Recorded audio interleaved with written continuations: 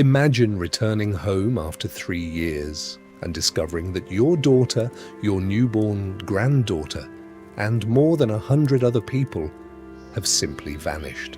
No bodies, no battlefield, no message saying where they went, just an abandoned settlement, and one word carved into wood: CROATOAN. In 1590, Governor John White returned to Roanoke Island after being separated from his colony for 3 years. He had left behind 115 English colonists. Among them was his daughter, Eleanor Dare, and her newborn child, Virginia Dare. Virginia was the first child born to English parents in the Roanoke colony. White had promised he would return quickly, but he couldn't, and by the time he finally reached Roanoke, the people he had promised to rescue were gone. That raises the question that has haunted America for more than 4 centuries.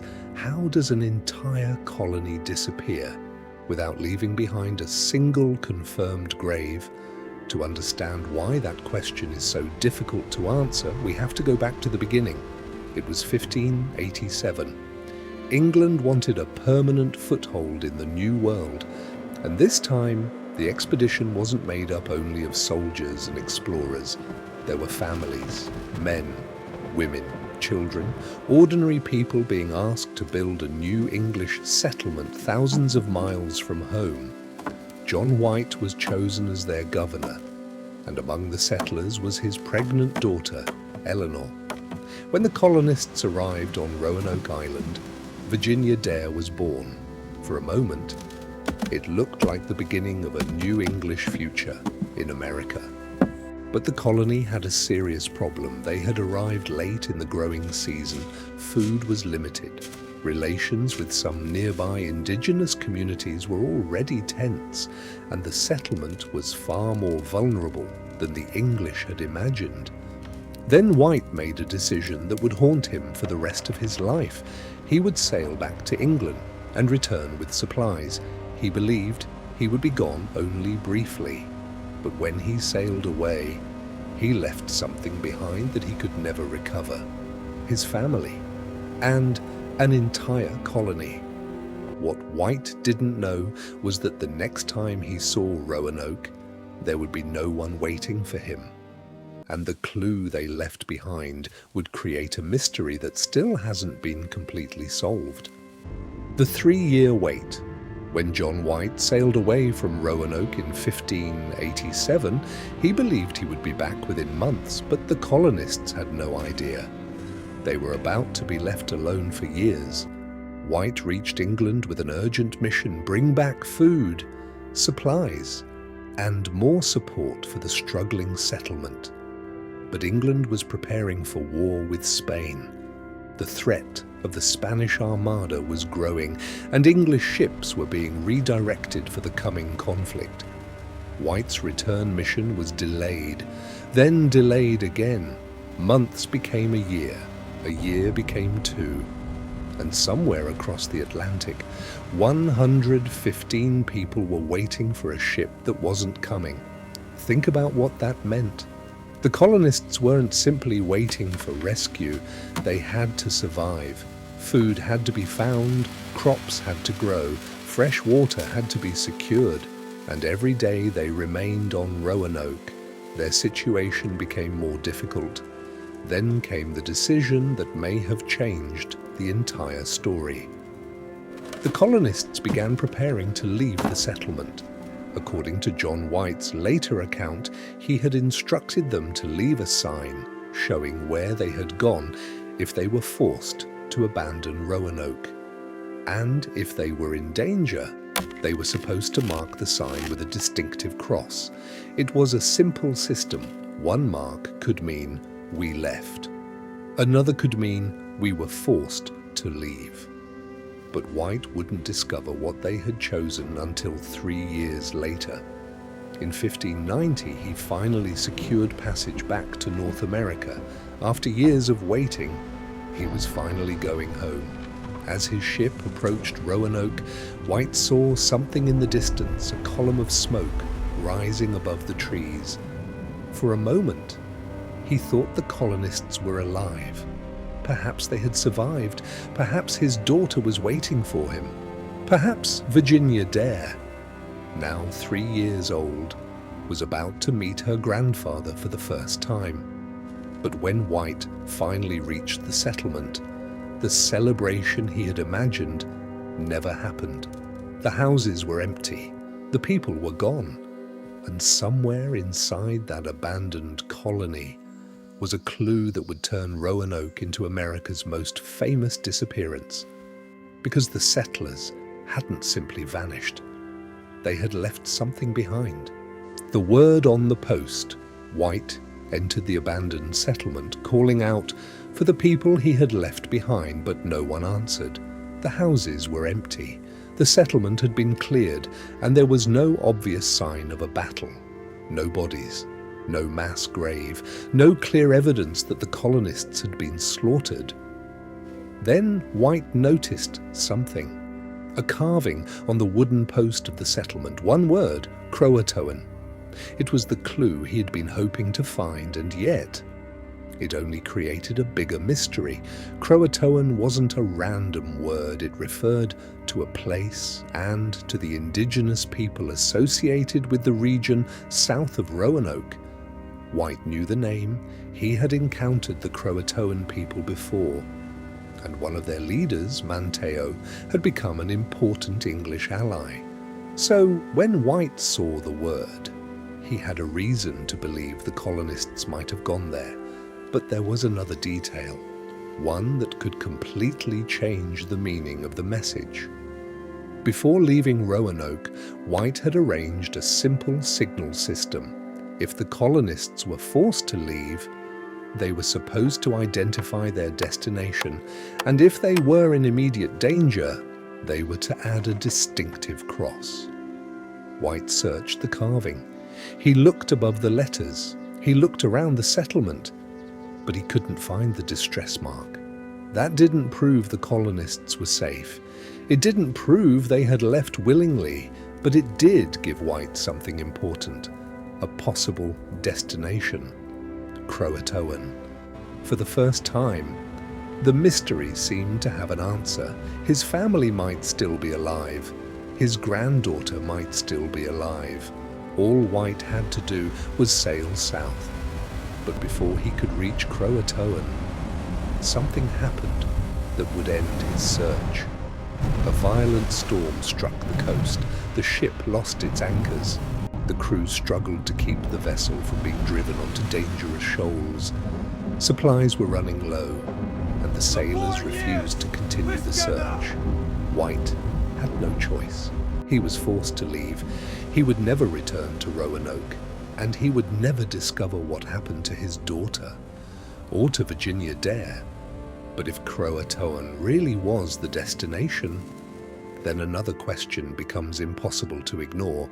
Why would an entire English colony abandon everything they had built and disappear into the world beyond Roanoke? The answer may have started with something no enemy could control: the climate itself. The drought. What if the greatest threat to Roanoke wasn't an enemy at all? What if it was something the colonists couldn't fight, or negotiate with, or escape from? For centuries, historians had limited clues about the conditions the settlers faced. Then scientists found a way to look into the past, through the rings of ancient trees.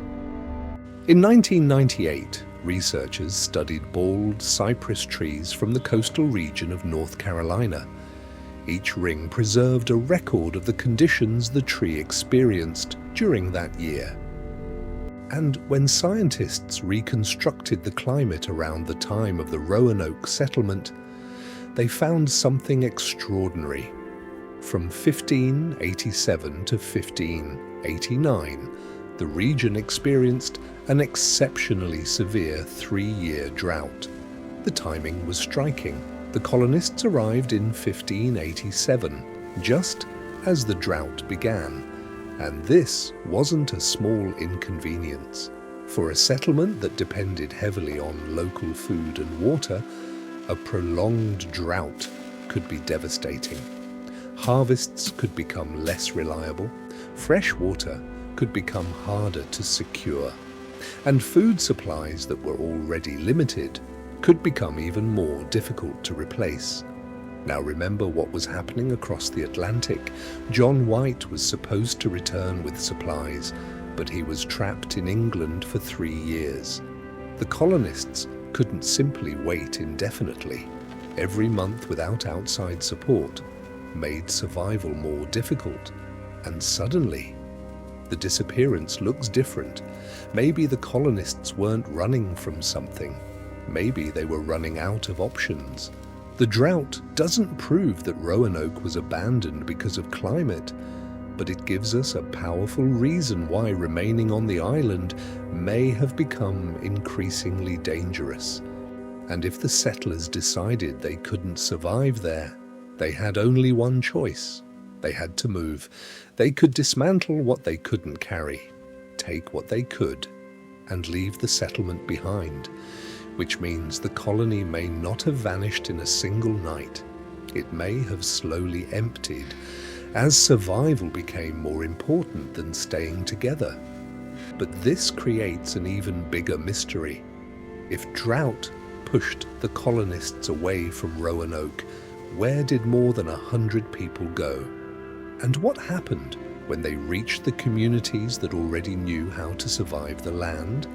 Because the next clue suggests they may not have disappeared at all. Did they really vanish? What if the lost colony of Roanoke was never actually lost? For centuries, people imagined the same ending. The settlers were attacked, the colony was destroyed, and everyone disappeared. But there's another possibility. Some of the colonists may have survived by leaving Roanoke and joining nearby indigenous communities. Think about the situation they were facing. They were hundreds of miles from the world they had left behind. Their food supplies were limited. The climate was becoming increasingly difficult, and the people around them were the ones who already knew how to survive the region. For a struggling English settler, joining an established local community may have offered something Roanoke could no longer provide: survival. Over time, the transformation could have been almost invisible.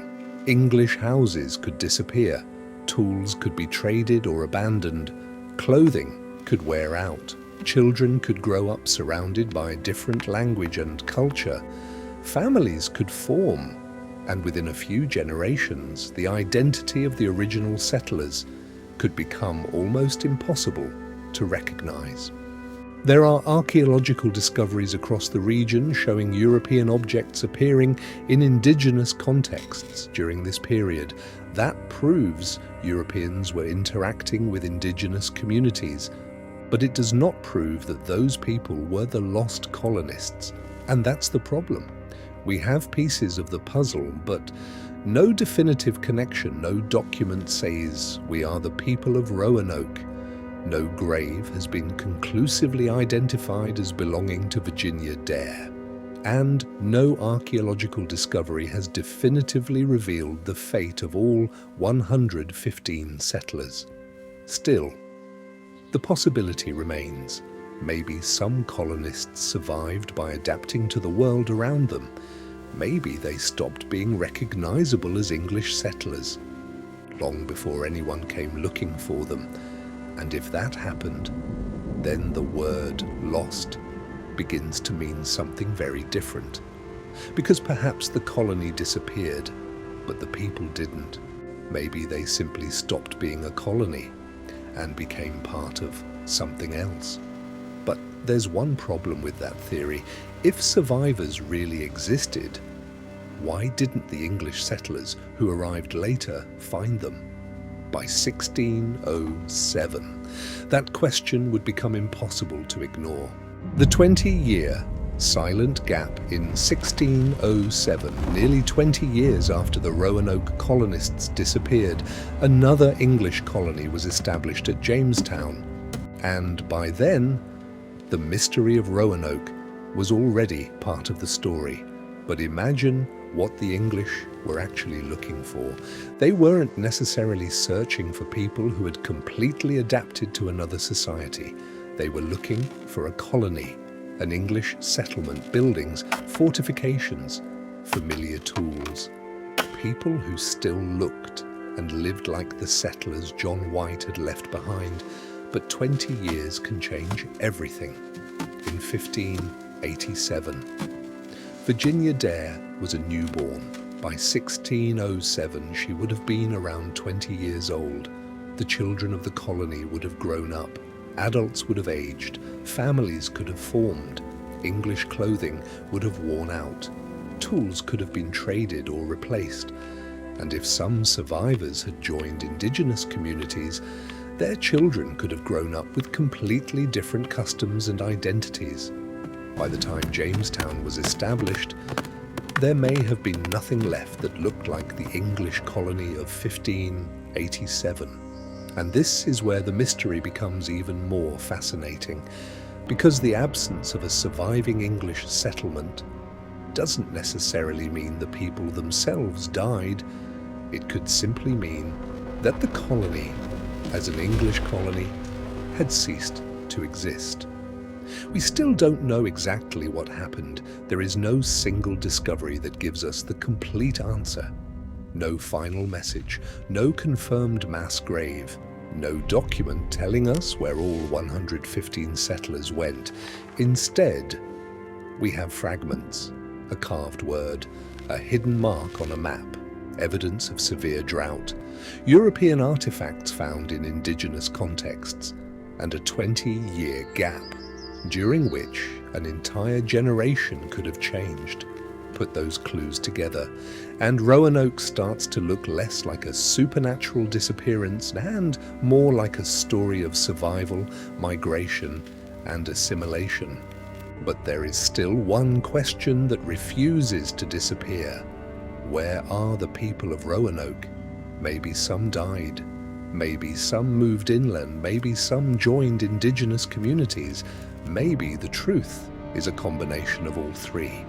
4 centuries later, we still don't have the final piece. And perhaps that's what makes Roanoke so haunting. The colony may have disappeared from the map, but the people who lived there may have disappeared into history instead. And somewhere between those two possibilities lies the real story of the lost colony of Roanoke.